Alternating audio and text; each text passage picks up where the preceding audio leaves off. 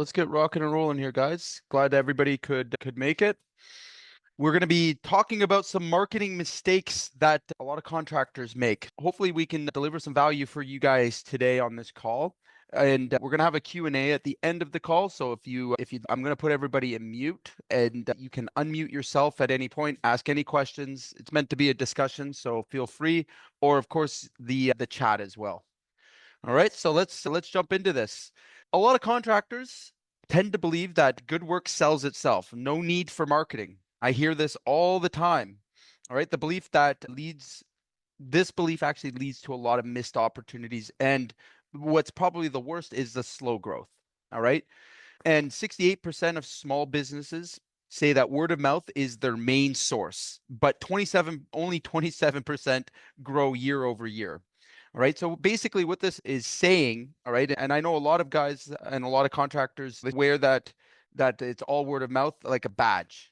All right, like a badge of honor. I don't need to have any marketing. And I have these conversations, and again, it always impresses me how much and how far someone can get on just word of mouth. But as you try and grow and scale the business beyond you, all right, beyond you being the single operator, it gets tremendously difficult without having marketing or a marketing plan in place, right? So marketing is not just ads, but it's how you build trust and get steady leads. So I think that there's also a very big misconception that marketing is advertising.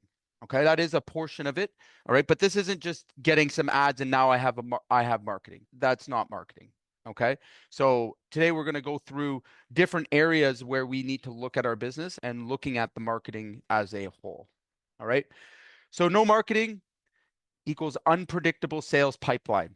All right, competitors with basic marketing outpace you even if their work is worse. All right, missed online reviews, lost leads, and forgotten follow-ups. All right, so we're going to talk about how to build a basic marketing plan. All right, and follow some basic marketing steps today. And again, they get more and more advanced, but I want to hopefully get you guys thinking about what good marketing is. So good marketing, and your first mistake that I see a lot of contractors making, all right, no clear brand or message. So what we're looking at here is two logos, right? One gives a generic message, roofing, we do it all, right? Confuses the customer.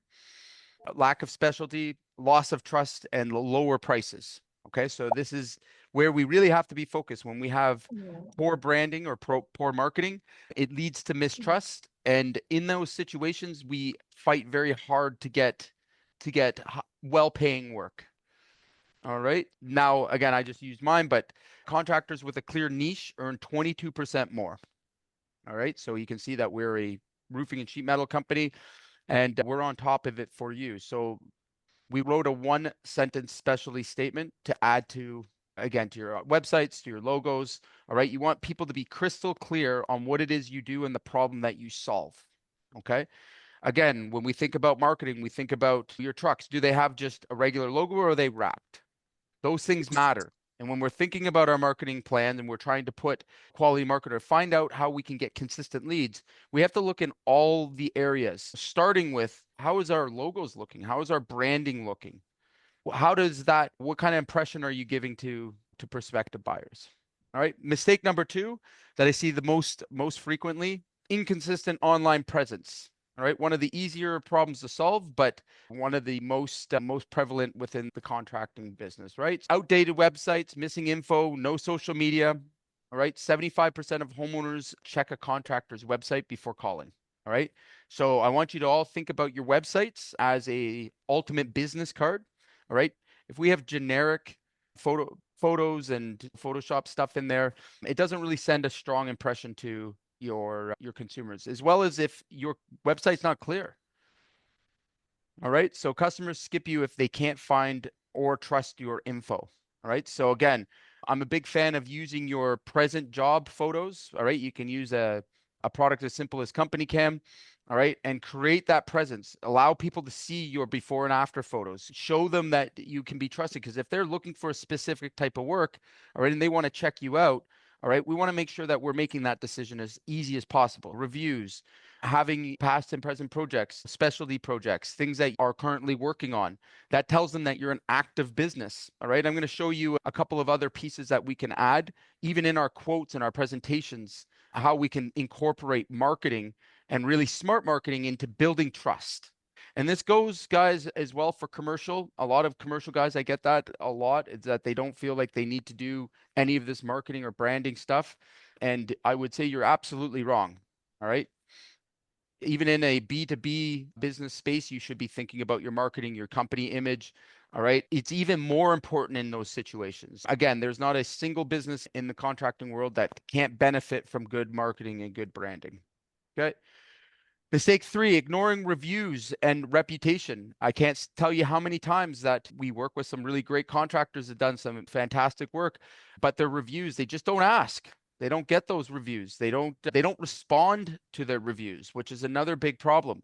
Understand that customers aren't just looking for 2 or 3 reviews here. They want to see that you're present, that you're active. All right. Responding to reviews, be it good or negative, is very important, not only for the algorithm.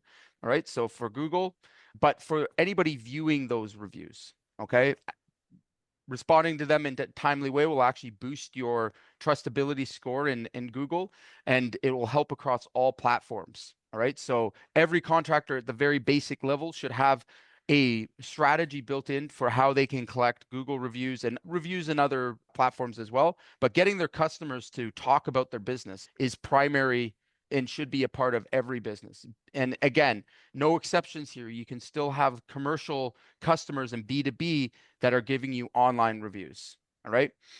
So not asking for reviews equals fewer leads, bottom line. All right. Bad reviews left unanswered hurts trust. Again, you can still get bad reviews, guys. I'll tell you openly, no one trusts the guy that has 400 or 500 5-star reviews. Okay. That's very fishy. All right. Now, not to say you should be getting 1s and 2s. All right. But we want to make sure we're making, that our customers are giving good scores and that we're responding. All right. And when you do get a bad review, your response is very important, because a lot of people will look at the 1-star reviews to see how you handled it or how you managed it. Okay. So responding to reviews increases your conversion by 12%, right? So if any of you guys right now on this call have reviews you haven't responded to, I want you to go to your Google My Business page and I want you to respond to those reviews. It doesn't matter how old they are. You can go back 5 years if you want, okay? Respond to those reviews because the algorithm counts that, right? Those are trust scores. And again, a review unanswered, all right, doesn't score as high as a review answered, meaning that you want to come up organically, you want to come up on maps, you want to be local in your present search, all right, where it's the most valuable. Make sure you're responding to the reviews at a very minimum. Okay. So mistake 4, and again, this is going to apply mostly to Google, and if you're using Bing, is wasting money on the wrong words. Okay. With Google marketing, again, if you're using those advertising platforms, all right, a lot of times we're spending money on the wrong words. All right. And we do these case studies. If you're using an agency or you're running your ads yourself, this is probably the biggest area for improvement, is that there's a disconnect. All right. So if you have an agency marketing for you, all right, their objective to you is to generate you the most amount of leads for the cheapest amount of money. Okay. Now, being a contractor myself and spending much put way too much money on advertising. Actually, there's no such thing. I take that back. I only am too thrilled to spend as much as I can possibly spend profitably. But what we see a lot of is we're generating those leads, but we're not lead scoring them. We're not looking at the quality of that lead. All right. Meaning a keyword can bring in a ton of tire kickers, right? It can bring in jobs that aren't suited for your business. All right. On paper, the agency or the marketing company you're working for, they've done their job. They drove leads to your business. All right. But really, when we get into those keywords, are they profitable? All right. So some of the most profitable keywords I have in Google marketing are ones that are actually not very popular. All right. They're not the top 3 or 4 keywords. And that's because we look at where did that lead get generated from? What keyword are we getting converting customers from?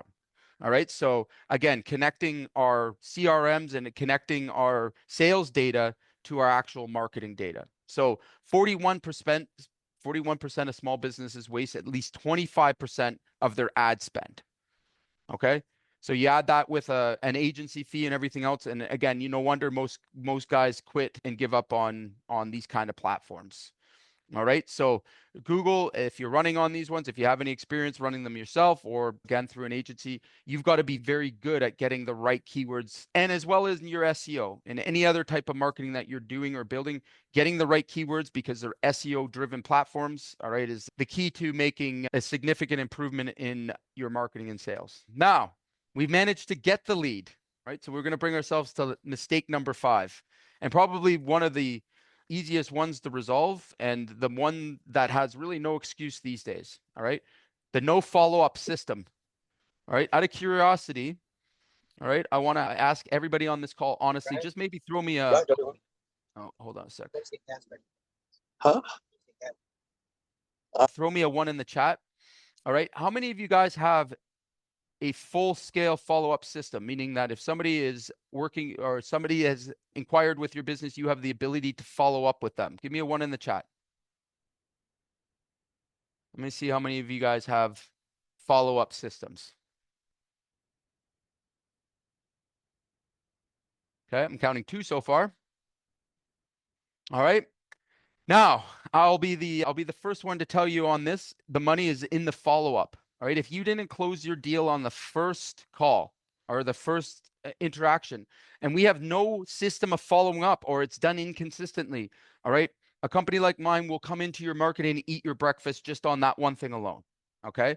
Meaning that you may not be losing jobs because of price. You may not be losing jobs because of insert whatever other excuse you have. It's simply the follow-up, especially these days. All right. People are busy. They forget who you are. I've had just in the last few weeks, we've had our sales reps just through follow-up and we relentlessly follow up. Okay. There is no, to me in my world, there is no limit to follow-up. All right. We follow up until they die, literally. I want to see a death certificate or I'm going to keep following up. That's my responsibility. Okay. You need to think the same way. All right. We need to have a system. Again, you can be aggressive or you don't have to be as aggressive, but what a waste to think that you got a customer all the way through the proposal, spent all this money on walking them through and estimating a job just to not to follow up with them. It doesn't make any sense. All right. And I see this over and over again with contractors or a follow up that it consists of 1 or 2 phone calls and that's it. All right. If there is still an open opportunity, you follow that lead up as long and as hard as you need to. And with a system, it allows you to automatically do these things. Okay. Again, I'll be full transparent. We have followed up with customers for years and won the jobs for years. Okay. Until they say they're not interested, they got the job done by someone else. And even at that point, we're not done. We still have a relationship we can build with them. And again, if you get really good at this, you'll discover what I've discovered. People will refer you, all right, even if they decided to go with someone else. Think about that because you followed up, because you were present, because you showed them that you cared about the work. There's nothing wrong with a consistent quality follow-up. So I want to make sure that everybody on this call understands, all right? If we're going to have any sort of marketing system, all right, one of the biggest, highest ROI, all right, to this day that I have in my business is email. Right. I think it's got a 4,500% ROI. I can't even count it anymore. All right. Why? Because emails are free. Okay. But it's our consistency in sending them and what we're sending in those emails that are going to make it convert or not. So if you don't have this and you don't have an automated way of following up, I'm going to say that you're losing a lot of sales. All right. Just because the other guy is following up. All right. They're doing it consistently enough. And again, I don't care if you do it through a CRM or if you do it manually, but you need to have a plan. You need to be making sure that your follow up, that nothing falls through the cracks. All right. 80% of sales need 5 follow ups, but 44% of contractors give up after 1. Okay. And I can confirm that through data. All right. Even with my clients and the CRMs that we run, we're seeing it more like 12 or 13 follow ups before we're converting customers. Okay. And again, depending on how your marketing works and in your strategy in doing it, if you're taking outbound leads, Facebook, Instagram, these kind of places, people there, all right, require even more follow-up. All right. Because they didn't directly go to Google and search for you, find you, and were actively looking to buy. All right. You may be attracting customers that are in the research mode. All right. We give them a quote and then we just leave it at that. You're throwing away good business. So again, This can be systemized, this can be used, and I can't stress it enough. If you don't have a follow-up system and you want to change one thing in your business that's going to have the biggest impact, add a follow-up system. Simple as that. Okay. Mistake number 6, not using social proof. Okay. I'm going to say this like a broken record and I'll say it over and over again. I don't care how many times you've heard me say it, but we are in the post-trust era. All right. Assume that your customer does not trust you. They don't like you. All right. Nobody trusts anybody. It's only getting worse. We're in a trust recession. All right. So again, if you want to improve your closing, improve your marketing, improve your performance, all right, with the least amount of effort, it's very simple. Provide people social proof up front. Use those reviews. Put them in your literature, put them in your documents, put them in your contract, your proposals. Make sure that people have an easy way to say, hey, I trust this person. Okay. In every step of your client journey, you need to be adding social proof. You need to be adding evidence that you can fulfill the promises that you're making. Because if it comes out of your mouth, you're just showing up, giving somebody a quote, knocking on your chest and telling them you're the best. I'm sorry, that's not going to cut it anymore. All right. I don't even remember a time when it did, to be honest with you. All right. If you think you could just get by on that alone, I'm going to be here to tell you you're sadly mistaken. All right. So no photos, no testimonials, no project stories. All right. All of this leads, all right, to if you are getting chosen, you're being chosen on price. All right. In a lot of situations, because you've given the customer nothing else to consider. All right. We can't go and tell our customer, hey, you know what? I'm the best contractor there is, ever has been, and ever will be. All right. Because the second it comes out of your mouth, and just think about it, guys, just put yourself in the exact shoes. Okay. Somebody comes up and tells you they're the best there ever was. What's your first instinct? What's the first thought that goes through your head? Bullshit. Right? We're literally in that time and place where we're questioning everything. Okay? Don't leave that room. This is where marketing comes in. You're not telling somebody, you're showing somebody, you're demonstrating to someone that you can be trusted, not by your words, but by other people's words and other social evidence that exists that you already have. All right?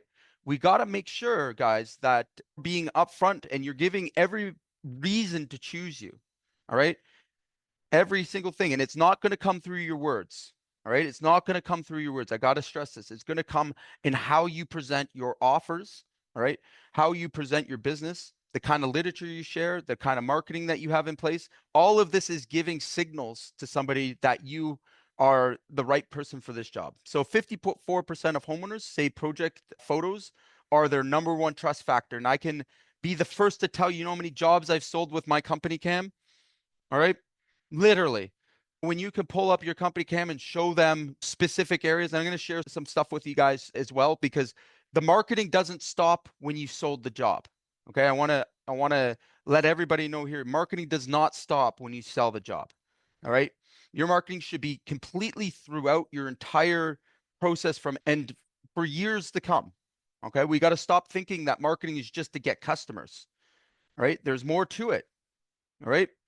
It's not just getting a customer, it's getting a customer to feel comfortable with you, to want to work with you again. All right.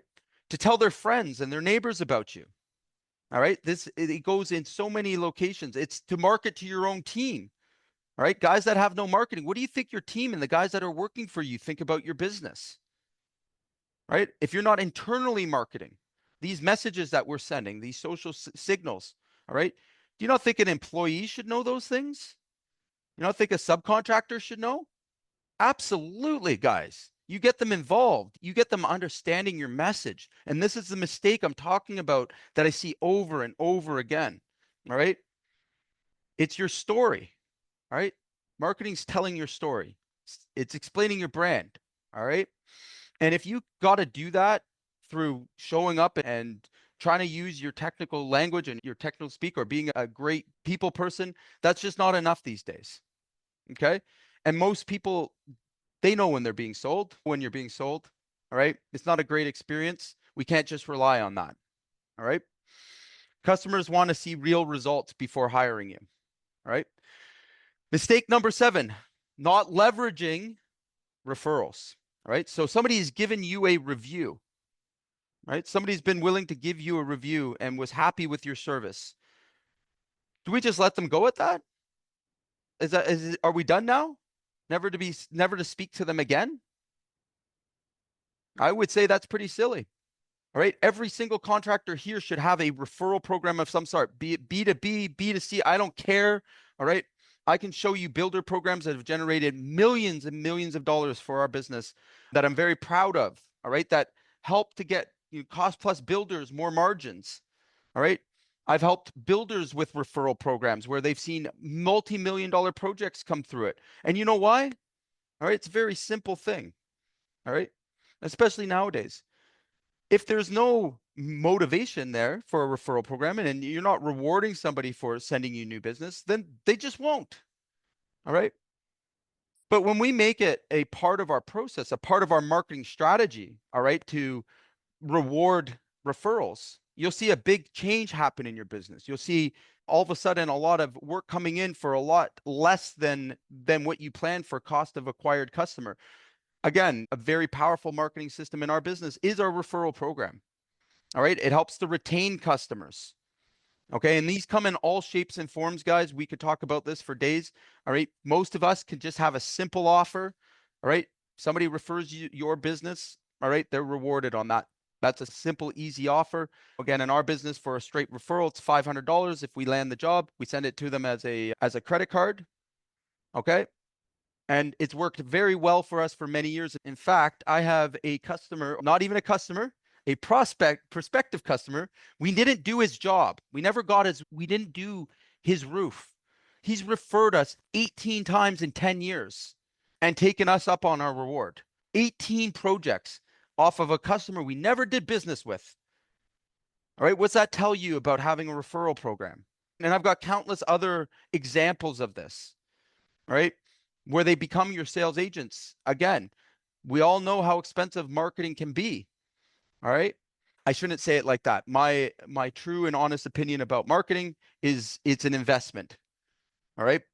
The more intelligent you get about your investment, the higher the returns become. We should all be striving to spend $30,000, $40,000 a month. Again, that is my ultimate goal to get to that target. I've hit it a couple of times. All right. I spend about an average about 30,000 a month. All right. I'm on just marketing my business and I'm thrilled about that number. All right. I'm absolutely thrilled about that number. And I wish I could spend more. Okay. With being able to do it profitably. All right. So again, the easiest way I can explain this concept and the way that we need to change our ideas around marketing, all right, is if I'm going to put in $1 today in the piggy bank, and in 90 days I get back $4, how many times would you do it? How many times would you do it? All right. Would we put in just $1, get our $4 and stop? No, we would continue to go. And believe me, I'm going to tell you this again and again. When you get good marketing, when you have all of the pieces put together, not just getting ads, not just lettering your trucks, all right, when you start to put all of these pieces together, the low-hanging fruit, the job signs, the lettered trucks, the wraps, you start adding pieces to this, all right, you begin to understand what the cost of acquiring a customer is, all right? When you think about generating commercial business, because we do commercial as well, all right? A customer for us in the commercial side, they can be worth millions of dollars in revenue. Okay. And I'm sure for anyone else as well, the same deal. Okay. If you can acquire that customer on a on-demand repeat system, all right, it's impossible not to grow, isn't it? Can you imagine that? All right. So again, we want to think about all of the little low-hanging fruits before we go start spending money on ads and investing large. And again, really looking at each piece that we're doing. There's so many things that we can start with or that we're not doing well that we need to optimize. All right. That are going to contribute when you do start paying for leads and you start generating your own marketing. All right. So mistake number 8. All right. And it's the ultimate mistake. Okay. Is not tracking your results. I can't tell you how many times. And in fact, today I've had this exact situation come about. All right. Simple situation or common situation. Contractor messages me, Jay, I have too much going on. I need to shut off my leads. He's running a social media campaign with us. All right. I need to shut down my ads. Through a very brief conversation, I'm showing him, hey, we're achieving a 4-to-1 return. All right. You're getting a ton of leads below market value and you're acquiring customers at a an significantly cheaper value than what the market would typically cost. In his case, he's acquiring full bathroom renovations, all right, for about $400 per customer. All right, that's acquiring. That's not per lead or anything like that. That's acquiring a customer for about $400, which that is by all stretch of the imagination is highly unlikely in that kind of business. It's more like $1,000 on average. All right. And again, that's built into cost. So it's not necessarily costing you, it's built into your plan, but very good number. All right. But what was the first thing that I started with? How do I know how much it costs to acquire a customer? It's because I can track it. I can track it on his CRM. All right. I can see the data. I can see the numbers. I can see what's working, what's not working. All right. So important. So important. And again, when you work with somebody who cares about your numbers of acquiring a customer, right? Have your agency explain that to you. What's the cost for me to acquire a customer, not generate a lead, right? That's a vanity number. Okay. No one cares how many leads you can generate. I care about how much business you can sell through the system. Okay. And then you really have no idea. All right. So in that situation, all right, if he shut off his ads in about 30 or 40 days, I know that he would be out of work and his whole pipeline would basically have a big gap in it. So what do you do in that situation?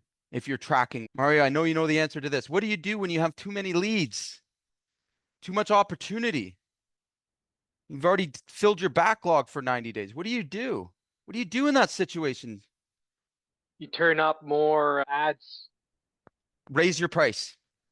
for that. Raise your price. Again, we've got levers in our hands, but do you ever stop marketing a good campaign? Hell no. Yeah. Hell no. We continue to market. We never stop. Okay. Same thing with your recruiting and hiring. I know I'll throw this one as a curveball, but anybody on this call deserves to know this. Marketing and sales is exactly the same as recruiting and hiring. If you feel or have felt at any point, I can't find good guys, I can't get the manpower that I need to do all my work, all right, it's because you suck at marketing. And again, I'll just say it and I want it to sink in, all right? You have to do these two things at the same time because they're done the same way on the same platforms. They're done through the same methods. Okay. The result is that you control two resources that you cannot live without. And good guys that have been doing this a long time start to incorporate marketing internally, externally. If you're not coming up and being recognized in the field as being the premier employer, I can probably look at your marketing in your business and say, hey, you know what? They're probably not even coming up as the premier installer or the ideal contractor for their customer. There's a break in their systems. When we look at these equally at the same time, it's very important that we look at them on the same platform. Okay. So contractors who track the marketing see a 20% higher ROI. Okay. Like I said, CRMs, the CRMs that we build for our customers, they can all see how much it's costing them through their advertising to acquire a customer. Okay. They can see where we have breaks. Do we have a sales problem? Do we have or is it a true marketing problem? All right. These are all very important things to understand. And when you get these things right, all right, magic happens. Get these things wrong and the pain comes, I assure you. Okay. So, a couple things to fix our marketing fast, right? Pick one or two of the mistakes from today. All right. We can fix them this week. All right. Literally this week. All right. So even one or two of those mistakes that I brought up, that might mean going to your Google My Business profile today, replying to 5-year-old reviews. Okay. That might mean reaching out to a past customer, having a conversation with them, right? Sending an email, asking for a referral. All right. Again, you don't get what you don't ask for, right? Figuring out a way to build that into our day-to-day offers. I ask for referrals at the moment I give an estimate. Who else here does that? Okay. Actually, I'll take it one step further. When we take a call in a neighborhood that we know that we've had other opportunities in, all right, our offer to the customer over the phone is that if they have neighbors or anyone else interested in getting work done, we may be able to save them some money through our referral program. Because I want to sell to 10 people. I don't want to sell to one person. It has worked out many times for us. Again, when you break this down and you make this offer clear and easy to understand, people will respond accordingly. Okay. Many people are looking to save a bit of money on their job. Cool. Great. Who do you know? Rather than giving out discounts for nothing, right? Who do you know? Who else could use my services? Can you introduce me to them? All right. Nothing wrong with that. And again, if you've done a great job already in your sales presentation and presenting to a customer, that is you've made a friend. All right. You've generated an opportunity, all right, to ask that question. And I want you guys to take full advantage of that. Right. We also have a ton of training for you guys that are interested. Of course, we're here to help you, all right, with any area of your business. If you want us to evaluate where your marketing is, even just to give you an opinion on it, happy to help. All right. If you're able to get some wins from today and these mistakes that I brought up, or you have some further questions, or you have some ideas you'd like to run by us, feel free to jump into our community and help us with our marketing. All right. All we ask is that you be active. Okay. I love spending my time with you guys, and I love giving you guys the next step in any way I can possibly do that. In return, I just want you to post your wins. I want you to, again, ask the questions, be active. All right. That's how we get results. So, a quick story for anybody that's doubtful of how easy small changes can be and how much impact they can have. We worked with a contractor, Steve Siding. We focused on just reviews and referrals and Google My Business. Just that one thing alone. Okay. The reason why, okay, he had a good referral business. He had a lot of work. He was only trying to bring in a few extra customers. All right. He wasn't sure about his capability in getting the work done. All right. So we started off slow with him. It backfired on us a little bit, but through slow methodical changes, we managed to get him from 2 to 6 reviews, or 2 to 6 crews, sorry. All right, in 18 months. Okay. And the only thing we did, okay, is we optimized his Google local business profile with quality reviews. We added a referral program. He didn't pay for one single lead. Okay. We optimized that, and we implemented his company cam before and after, and we changed his literature to include social reviews. Okay. That's all we did. 2 to 6 crews. He never bought a single lead, all organic. Okay. So does it have to be difficult? No. All right. But it has to be along the lines that I'm talking about. It has to follow some principles. Okay. Again, what you're showing, the identity that you're putting out there is absolutely imperative. Okay. And I would suggest that you all start with the smaller things first. Okay. The things that we're talking about here. All right. Identify your best marketing channel. All right. And double down on it. Once you see the data, once you have a system, and again, if you guys don't have CRMs, this is one of the biggest problems we help contractors implement in terms of automation. But having one of these systems allows you to actually see real data, what's working, what's not working. All right. I suggest, again, if you have something that's working, all right, that's getting you consistent leads and opportunities, all right, and that you can see that from data, not from guesswork or assumptions, all right, that you double down on it. Pretty easy, right? We don't have to do everything. We have to do a few things. That's all it is. All right. So if we pick a platform, we pick a method, you have to follow it through and do it well. And when you can do, that's when you start to see big changes. Okay. So just a cautionary tale for the all-in-one contracting that tried to do everything. So let's focus. Profits dropped, reputation suffered. All right. low profit service, and focus on your specialties. So again, guys, if you're trying to be the all-in-one guy, all right, you're trying to represent yourself in 5 different niches of work. And again, this goes for general contractors as well. I want you to understand that all of the systems that I just showed you and all the mistakes that are going to get made, all right, this is going to create the most amount of damage for you.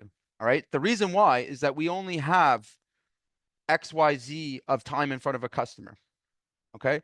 If we're trying to be too many things, or we're spending money on those things, even, all right, we're trying to generate leads for fence building and deck building and then driveways. All right. All of that budget is being split. All right. Amongst things that you may not do regularly. Right. You may not be the best at. Okay. But we're coming from a place of scarcity. I highly recommend, all right, find the one thing in your business that you do really well. Focus all of your marketing on that one thing. All right. If you're a general contractor and you do high-end luxury kitchens, make that your marketing. Make sure that, again, if people want to do other renovation projects, you're going to get them anyways. Okay. Don't feel like those opportunities are lost. But what you can't do, all right, and which is a fatal mistake, is start to be the all-in-one. Okay. You have to pick your customer. You have to pick your level. You have to speak specifically to the customer that you want to do business with. And again, general contractors, if you're building house, doing renovations, make sure you're telling your audience what kind of renovations you're doing. All right. If you specialize in renovations over $200,000, don't be advertising we take all jobs, big or small. Don't do that. All right. That's a recipe for disaster. And if you don't know, all right, and you can't clearly say over without any hesitation, all right, doesn't matter how good your marketing is, your offer will never scale. All right. So I hope you guys understand that. Again, marketing is deep and wide. All right. And we're going to talk about we got a bit more time here. I want to share a couple of things in terms of how you can incorporate marketing beyond just getting a lead. All right. Because marketing goes well beyond just getting a lead. Okay. So out of curiosity, guys, which mistakes, throw them in the chat for me. Which mistakes have you guys made or are making that we just discussed? Which mistakes have you made or are you making that we've just discussed?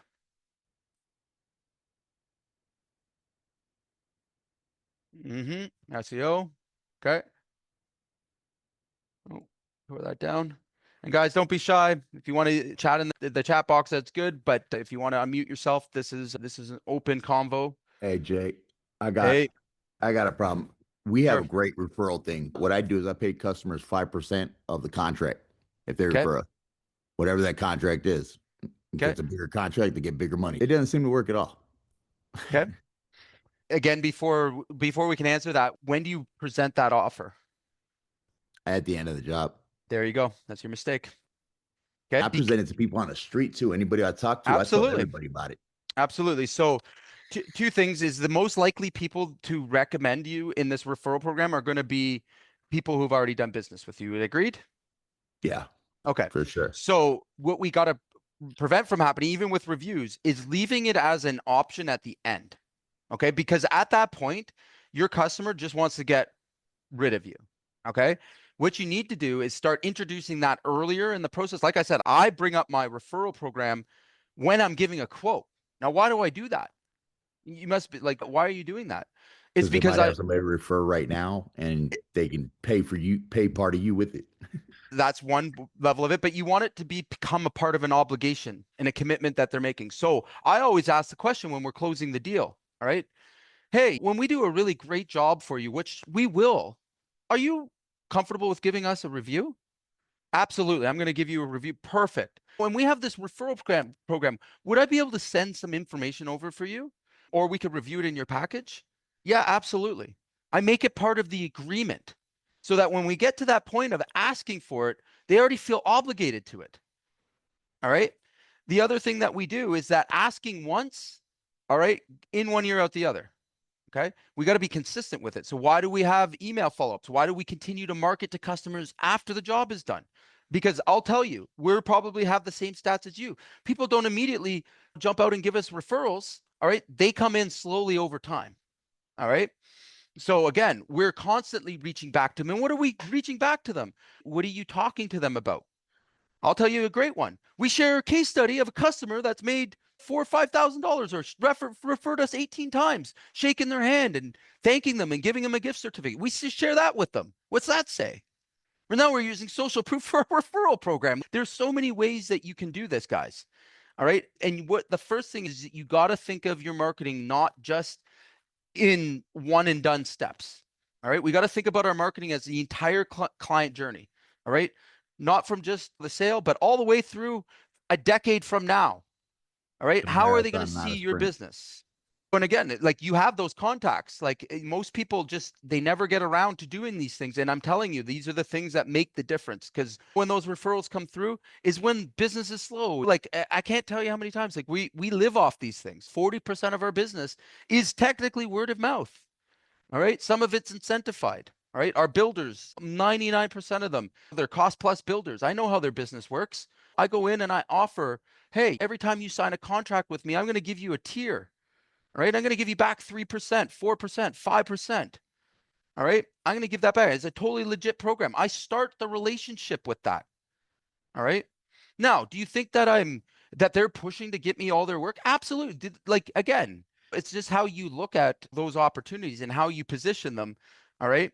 And again, a lot of times you got to remember as well, we've had more success, all right, mentioning it, like I just showed you, right, bringing it up, but it's always in the follow-up. It's always in the consistency, all right, because people forget.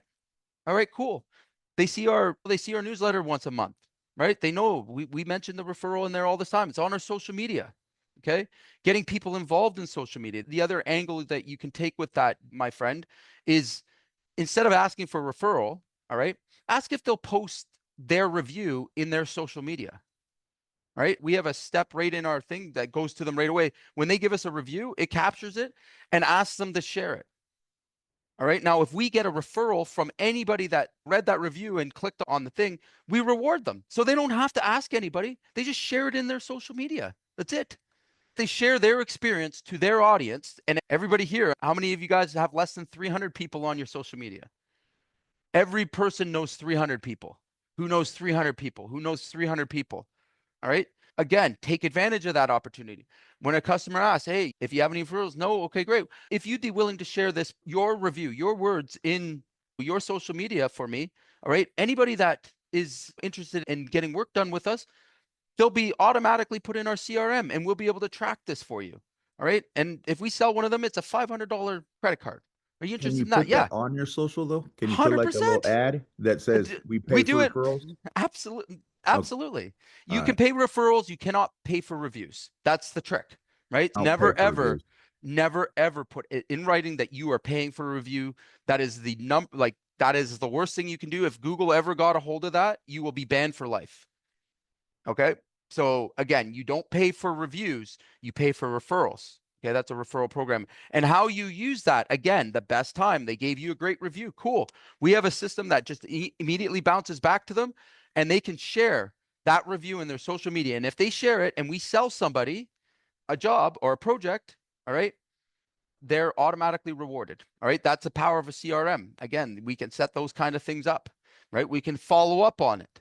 We can follow up on our leads. That because again, if you're doing B2B business, anybody that's done it at a high level knows, like, that's how you build your network. All right. Hey, Again, if yeah, nobody else asking a question, can I share a win? sure, absolutely.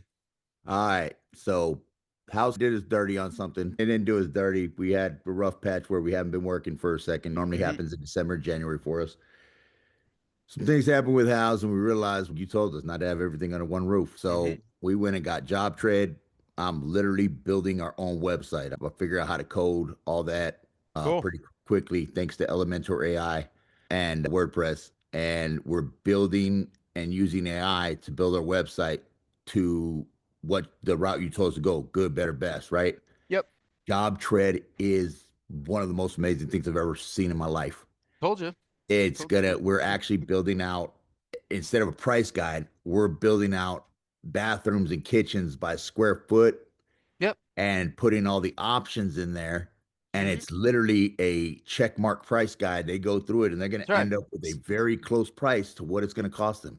Yeah, it's menu pricing. So That's what I was saying again when you're presenting your offers, right? So that's the kind of stuff and that's marketing, right?